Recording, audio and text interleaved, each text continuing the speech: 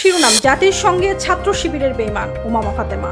দৈনিক সংবাদ দিগন্ত পত্রিকার সাথে যুক্ত আমি ফারজানা ইসলাম মধু। নিজেদের হীন স্বার্থের জন্য জাতির সঙ্গে ইসলামী ছাত্র শিবির কি পরিমাণ বেঈমানি করেছে তা ইতিহাসের পাতায় লেখা থাকবে বলে মন্তব্য করেছেন ঢাকা বিশ্ববিদ্যালয় কেন্দ্রীয় ছাত্র সংসদ নির্বাচনে ভিপি পদে স্বতন্ত্র প্রার্থী হিসেবে অংশ নেয়া উমামা ফাতেমা। বুধবার ভোর 5টা 40 মিনিটে তার ভেরিফাইড ফেসবুক অ্যাকাউন্টে তিনি এক পোস্টে এ মন্তব্য করেন। ওই পোস্টে তিনি লিখেন, কারচুপির নির্বাচনের জন্য 1400 মানুষ মরছে, একই ইতিহাস একই ব্যবস্থা, মাঝে দিয়ে এতগুলো পরিবার নিঃস্ব হলো, অভিনব পন্থায় নির্বাচন কারচুপি হয়েছে, বাংলাদেশের ইতিহাসের কালো রাত হয়ে থাকবে।